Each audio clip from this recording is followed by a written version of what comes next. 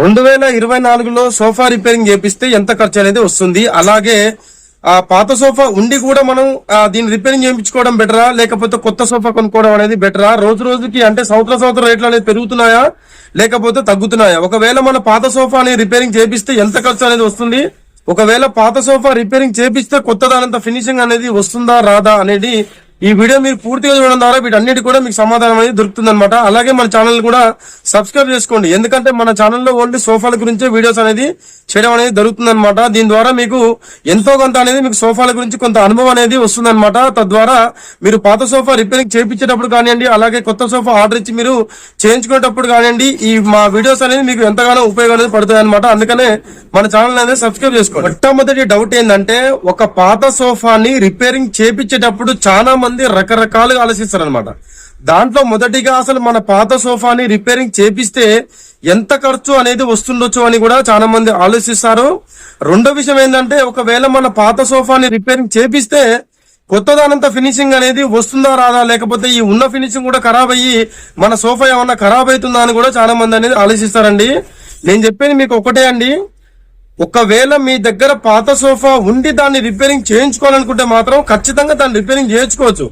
అలాగే sofa repairing చేయించేటప్పుడు కూడా మీరు 1-2 సార్లు ఆలోచించి ఎవరికి సోఫా ఇచ్చి చేయించుకోవాలనేది కూడా మీరు నిర్ణయించుకోవాలన్నమాట. ఎందుకంటే ఈ మధ్యన చాలా మంది కూడా ఈ రోడ్ల మీద, ఈ బండ్ల మీద మేము సోఫా రిపేరింగ్ చేస్తామని కూడా చాలా మంది అనేది ఈ సోఫా మెటీరియల్ తీసుకొని అనేది తిరుగుతున్నారండి.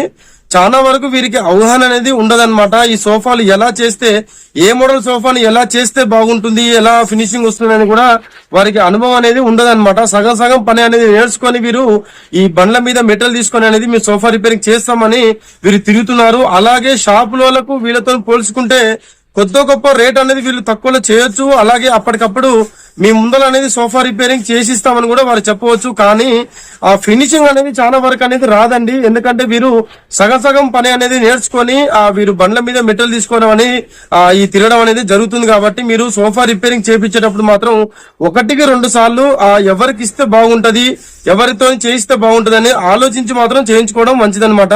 అలాగే ఇంకో విషయం ఏంటంటే, పాత సోఫా రిపేరింగ్ చేయించిన తర్వాత కొత్త దానంత లుక్ వస్తుందా రాదా, దీన్ని రిపేరింగ్ చేయించేదానికంటే కొత్త సోఫా తీసుకోవడం బెటర్ గా అని చాలా మంది కూడా ఆలోచిస్తుంటారు అనమాట. దాంట్లో తప్పేం లేదండి. ఇకపోతే ఏంటంటే, పాత సోఫా రిపేరింగ్ చేయించేదాంతో పోల్చుకుంటే మాత్రం కొత్త సోఫాకి ఎలాగైనా సరే రేట్ అనేది ఎక్కువ పడుతుంది. మీకు కూడా తెలిసిన విషయం అనమాట.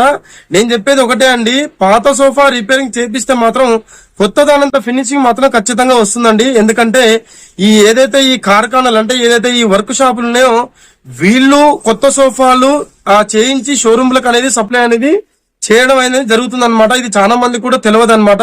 చాలా మంది ఏంటంటే డైరెక్ట్ వెళ్ళి షోరూమ్ లో సోఫాలు అనేది కొనుక్కుంటారు. కానీ ఇవి ఎక్కడ మ్యానుఫ్యాక్చర్ అవుతుంది అనేది కూడా చాలా మందికి అనేది తెలియదు అనమాట. చాలా వరకు కూడా అంటే ఎంతో కొంతమంది మాత్రమే వాళ్ళ సొంతంగా మ్యానుఫ్యాక్చర్ అనేది పెట్టుకొని చేయించడం అనేది జరుగుతుంది. కానీ చాలా మంది కూడా ఈ వర్క్ షాపుల మీదనే ఆధారపడి ఈ కొత్త సోఫాలు ఆర్డర్ ఇచ్చి వారు చేయించుకుంటున్నారన్నమాట. అందుకనే ఈ పాత సోఫాలు కూడా ఈ వర్క్ షాప్ వాళ్ళే రిపేరింగ్ చేస్తారు. కాబట్టి ఈ ఖచ్చితంగా పాత సోఫాలు రిపేరింగ్ చేపిస్తే మాత్రం కొత్త దానంత ఫినిషింగ్ అనేది ఖచ్చితంగా అనేది వస్తుంది. కాకపోతే ఏంటంటే, మీరు పాత సోఫా రిపేరింగ్ చేపించేటప్పుడు ఏదైతే మన ఫ్యాబ్రిక్ ఏదైతే మనం సెలెక్షన్ చేసుకుంటామో, ఈ ఫ్యాబ్రిక్ అనే ఈ మెయిన్ ఈ లుక్ అనేది ఆధారపడి ఉంటుంది అనమాట. నేను కానివ్వండి, లేకపోతే నాతో పాటు ఇతర వేరే వర్క్ షాప్ వాళ్ళు కానివ్వండి, మీ దగ్గరకు వచ్చినప్పుడు ఈ క్యాటలాగ్స్ అనేది మీకు చూపించడం అనేది జరుగుతుంది. ఏదైతే ఈ ఫ్యాబ్రిక్ సెలక్షన్ గురించి ఈ క్యాటలాగ్స్ అనేది మీకు చూపించడం అనేది జరుగుతుంది అనమాట. మీరు సెలక్షన్ చేసే ఈ ఫ్యాబ్రిక్ కలర్ మీదనే మీ సోఫా లుక్ అనేది ఆధారపడి ఉంటది అనమాట. ఎందుకంటే ఆ ఫ్యాబ్రిక్ మీదనే ఆ సోఫా లుక్ అనేది ఆధారపడుతుంది. మీరు లోపల ఎంత మెటీరియల్, ఎలాంటి మెటీరియల్, ఎంత కాస్ట్లీ మెటీరియల్ వేయించినా గానీ మనకు సోఫాకు బయటికి అవపడేది మాత్రం ఫ్యాబ్రికే. కాబట్టి మీరు సెలక్షన్ చేసే ఆ కలరు డిజైన్ మీదనే ఆ సోఫా లుక్ అనేది ఆధారం అనేది ఉంటుంది. కాబట్టి మీరు 1-2 సార్లు ఆ ఫ్యాబ్రిక్ అనేది, ఆ కలర్స్ అనేది మీరు చూజ్ చేసుకుంటే దాన్ని బట్టి ఆ లుక్ అనేది మీకు రావడం అనేది జరుగుతుంది. ఇకపోతే చాలా మంది కూడా సోఫా రిపేరింగ్ చేపించినప్పుడు 1-2 సార్లు ఆలోచిస్తుంటారు అనమాట. ఎందుకంటే మన సోఫా రిపేరింగ్ చేపిస్తే ఎంత ఖర్చు వస్తుందో, దీన్ని ముట్టుకుంటే ఇప్పుడు ఈ పని ముట్టుకుంటే మనకు ఎంత అమౌంట్ అవుతుందో అని కూడా చాలా మంది అయితే ఆలోచిస్తారు అనమాట. మీరు ఆలోచించాల్సిన అవసరం అయితే లేదండి. ఎందుకంటే మనం ఒక కొత్త సోఫా కొనేటప్పుడు ఎలాగైనా సరే అమౌంట్ అనేది ఎక్కువ అవుతుంది. కానీ దాన్ని రిపేరింగ్ చేయించేటప్పుడు మాత్రం ఖచ్చితంగా దాంతో పోల్చుకుంటే చాలా వరకు అయితే తక్కువ అనేది అవుతుంది అనమాట. మీరు ఖచ్చితంగా రిపేరింగ్ అయితే చేయించుకోవచ్చు. అది కూడా ఒకవేళ మన సోఫా కండిషన్ లో ఉన్నది అని అనుకుంటే మాత్రమే దాన్ని రిపేరింగ్ చేయించుకోండి.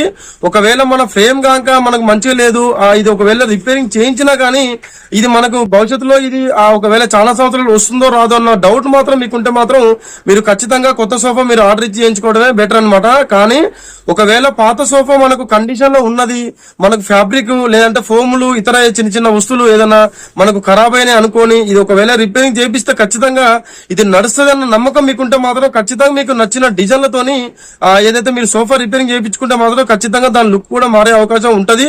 అలాగే కొత్త సోఫాతో పోల్చుకుంటే మాత్రం ఖచ్చితంగా పాత సోఫాని రిపేరింగ్ చేయించుకుంటే మాత్రం చాలా వరకు తక్కువ అయ్యే అవకాశం అయితే ఉంటుంది. నేను ఖచ్చితంగా ఈ సోఫాకి ఇంత అవుతుందని నేను చెప్పలేకపోతాను అనమాట. ఎందుకంటే మార్కెట్ లోకి అయితే ఇప్పుడు రకరకాల మోడల్స్ అనేది వస్తున్నాయి. కాకపోతే గతంతో పోల్చుకుంటే మాత్రం కొంచెం రేట్లు అనేది పెరుగుతున్నాయి అనమాట.